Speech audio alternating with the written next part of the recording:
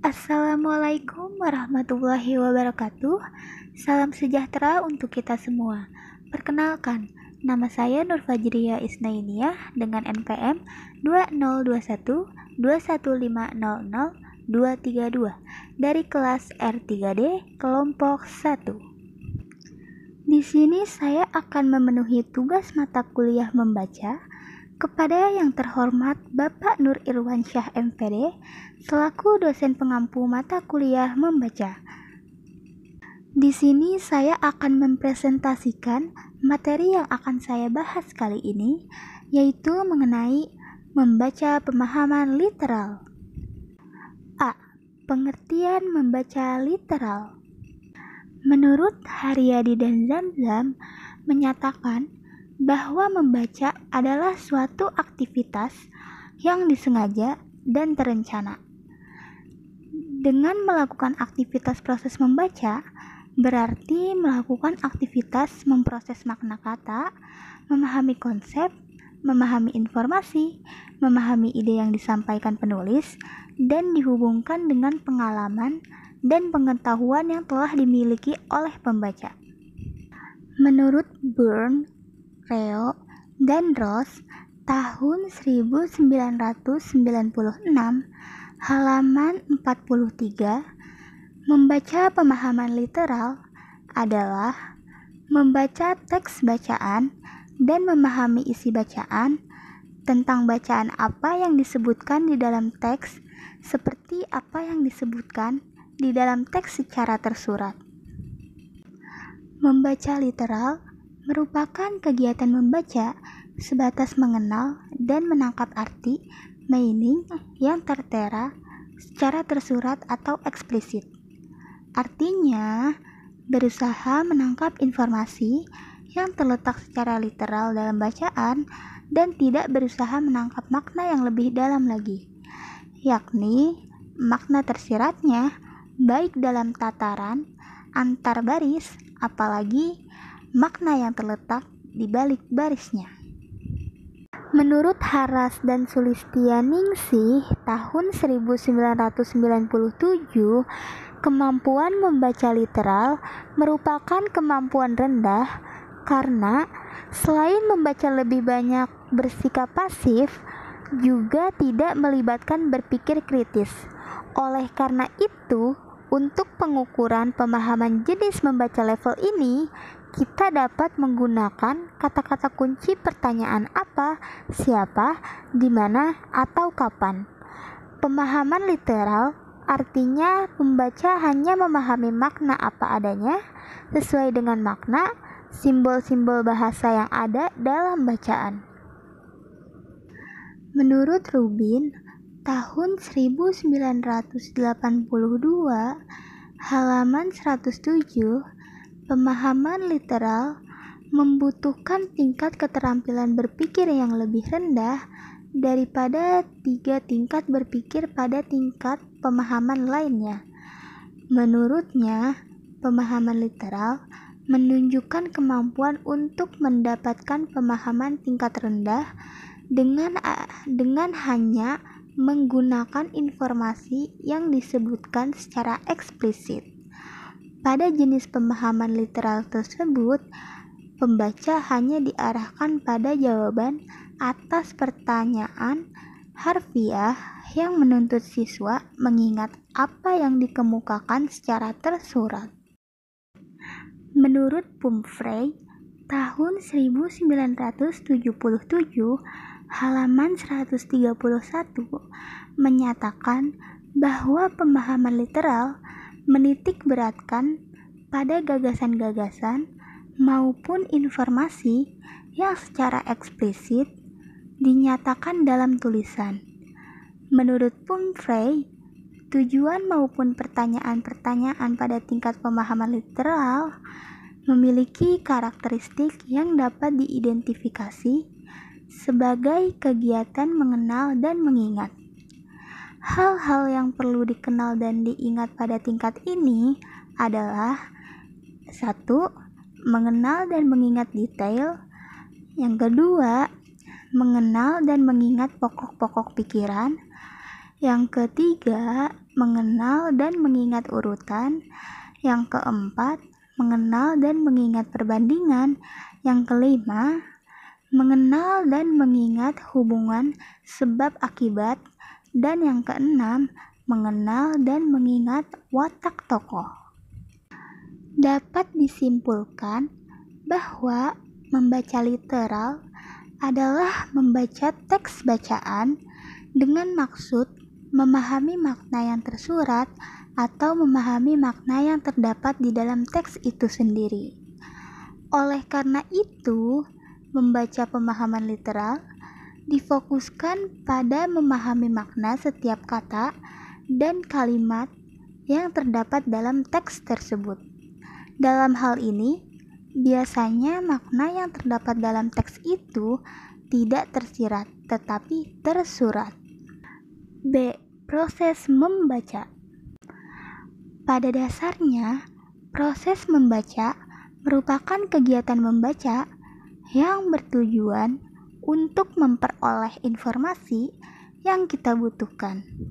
Dalam hal ini, proses membaca dapat dikatakan sebagai proses mendapat informasi atau pesan yang disampaikan oleh penulis dengan cara memahami lambang, tanda, atau tulisan yang bermakna. Proses membaca terdiri dari 1. Membaca sebagai proses psikologis. Membaca sebagai proses psikologis adalah bahwasannya kesiapan dan kemampuan membaca seseorang itu dipengaruhi serta berkaitan erat dengan faktor-faktor yang bersifat psikis seperti motivasi, minat, latar belakang, sosial ekonomi, serta tingkat pengembangan dirinya seperti intelijensi dan usia mental atau mental age. Yang kedua, ada membaca sebagai proses sensoris.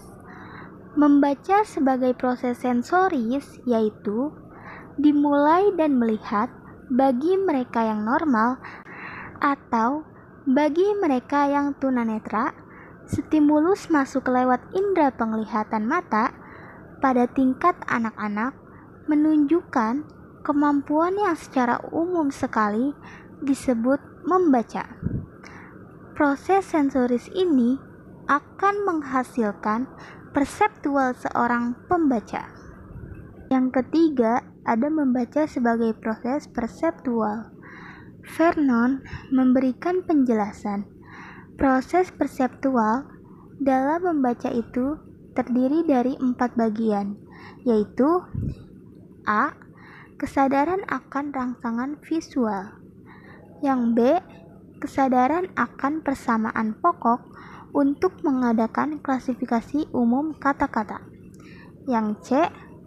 Klasifikasi lambang-lambang untuk kata-kata yang ada di dalam kelas yang umum. Yang D. Identifikasi kata-kata yang dilakukan dengan jalan menyebutnya. Proses membaca. Membaca sebagai proses merupakan rangkaian kegiatan dari ketiga aspek di atas, yaitu aspek psikologis, aspek sensoris, dan aspek perseptual. Ketiga aspek ini saling berhubungan satu sama lain, sehingga ketika seseorang membaca sebuah teks, ia harus siap secara psikis dan mental, sehingga stimulus yang diterimanya dapat dijadikan sebagai proses pemahaman lambang atau tanda yang dibacanya. C. Model-model membaca pemahaman literal. Model-model membaca pemahaman literal banyak dan disesuaikan dengan tujuan membaca literalnya. Seorang pembaca dituntut untuk mampu mengenali dan mengungkapkan isi bacaan berupa detail, ide pokok, urutan, perbandingan, hubungan kausal, pelaku dalam bacaan, dan lain-lain. Untuk membangun pemahaman literal, Bourne, Roy, dan Ross mengemukakan 5W plus 1H, yaitu 1. Siapa? Digunakan untuk menanyakan orang, binatang, atau tokoh di dalam wacana. Yang kedua, apa? Digunakan untuk menanyakan barang dan peristiwa. Yang ketiga, di mana? Untuk menanyakan tempat. Yang keempat, kapan? Untuk menanyakan waktu. Yang kelima, bagaimana? Digunakan untuk menanyakan proses jalannya suatu peristiwa alasan tertentu. Yang keenam, mengapa? Untuk digunakan sebagai menanyakan sesuatu sebagaimana disebutkan di dalam bacaan. Pertanyaan-pertanyaan itu digunakan untuk menemukan informasi dasar yang tertulis secara langsung pada bacaan, seperti rincian yang mendukung gagasan utama, hubungan sebab akibat, hubungan pertentangan, dan informasi yang tersurat pada kalimat, paragraf, bab, atau subbab. D. Faktor-faktor yang memengaruhi membaca pemahaman literal. 1. Banyaknya perbendaharaan kata yang dimiliki. 2. Pengalaman membaca dengan teks yang sama. 3. Skemata pembaca lainnya yang mendukung, seperti pengalaman membaca berbagai teks, menyimak atau mendengarkan berita atau informasi, dan melihat atau mengamati keadaan alam di sekelilingnya. 1. Potensi skemata pembaca. Skemata ini merupakan pengetahuan dan pengalaman yang dimiliki pembaca, di mana ketika seorang pembaca sedang membaca sebuah teks skemata yang tersimpan dalam memori tersebut dapat dikoneksikan dengan teks bacaan. 2. Potensi mengingat. Kemampuan mengingat adalah suatu kemampuan kognisi yang dimiliki oleh setiap orang.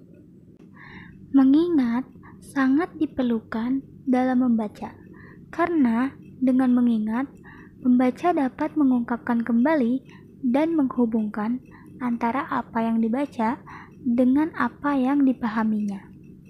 Dengan demikian, di dalam membaca itu bukan menghafal teks, tetapi memahami isi bacaan. Dengan memahami isi bacaan, seorang pembaca dapat memiliki potensi mengingat yang tinggi. 3. Perspektif membaca. Perspektif membaca merupakan potensi yang sangat menentukan pemahaman seseorang dalam membaca teks bacaan. Perspektif yang dimaksud adalah pendapat, anggapan, dan tujuan pembaca terhadap teks yang dibacanya. 4. Kemampuan berpikir. Kemampuan berpikir adalah syarat memahami sesuatu. Kemampuan berpikir yang dimaksud adalah mengingat, memahami, menerapkan, menganalisis, mensintesis tentang apa yang dibacanya. Di sini, kemampuan berpikir yang kritis dapat mempermudah seorang pembaca memahami isi bacaannya. 5. Aspek afektif. Aspek afektif adalah aspek yang juga menentukan kemampuan seseorang memahami isi bacaan dengan baik. Afektif adalah sikap seseorang terhadap teks yang dibacanya dengan memiliki sikap yang positif atau dengan kemampuan membaca, menanggapi isi teks dengan baik. Menurut Anthony dalam Rumijan tahun 2002 halaman 20 menyatakan bahwa ada 3 faktor yang perlu diketahui dan dikembangkan oleh guru dalam proses pemahaman isi bacaan, yaitu 1. Karakteristik pelajar meliputi pengetahuan latar, pengetahuan kosakata, dan pengetahuan metakognitif. 2. Karakteristik teks dipakai untuk membantu pemahaman teks bacaan. 3. Konteks sosial merupakan lingkungan sosial di mana siswa berada. Pengaruh konteks sosial terhadap pembelajaran membaca pemahaman adalah bahwa latar belakang budaya dan konteks pembelajaran digunakan dapat mempengaruhi pemahaman isi bacaan. Sejalan dengan hal tersebut di atas, Bourne, Roy, dan Ross tahun 1996 halaman 130 menyatakan bahwa dalam membaca ada dua bagian utama yang perlu diketahui, yaitu membaca sebagai proses dan membaca sebagai produk. Tujuan membaca literal. Membaca literal bertujuan hanya mengenal arti yang tertera secara tersurat dalam teks bacaan. Pembaca cukup menangkap informasi yang tertera secara literal dalam teks bacaan. Ia tidak berusaha mendalami atau menangkap lebih jauh. Teknik seperti ini biasanya dipakai dalam proses belajar mengajar tingkat rendah. Misalnya, siswa SD sampai SMP. F. Kelebihan membaca literal. 1. Meningkatkan kemampuan untuk memahami informasi fokus. 2. Menentukan dan memahami ide pokok. 3. Berpikir secara kritis. 4. Mengingat kembali isi bacaan yang lebih lama. Dan yang terakhir, yang kelima, memahami isi bacaan dengan baik. G. Kelemahan membaca literal. 1. Guru dan siswa tidak maksimal memahami penggunaan model baru tersebut. 2. Guru dan siswa tidak dapat memahami pengertian informasi fokus, kalimat topik, kalimat jabatan, ide pokok, dan ide jabaran. 3. Pembelajaran didominasi oleh guru, khususnya ketika guru membahas jawaban dari pertanyaan-pertanyaan. Simpulan. Pemahaman literal adalah pemahaman yang difokuskan pada bagian-bagian yang langsung tertulis pada bacaan, sehingga dalam pelaksanaannya tidak membutuhkan keterampilan berpikir tingkat tinggi. Pertanyaan-pertanyaan yang cocok pada tingkat ini, misalnya pertanyaan yang menggunakan kata tanya apa, siapa, di mana, kapan, bagaimana, dan mengapa. Jadi, pemahaman literal merupakan syarat mutlak yang harus dimiliki oleh seorang pembaca untuk memahami isi bacaan yang lebih tinggi lagi tingkatnya. Akhirnya, kita telah sampai di penghujung presentasi. Sekian pemaparan yang dapat saya sampaikan mengenai membaca pemahaman literal. Mohon maaf apabila ada salah-salah kata dalam hal pengucapan maupun perkataan. Billahi taufiq wal hidayah. Wassalamualaikum warahmatullahi wabarakatuh.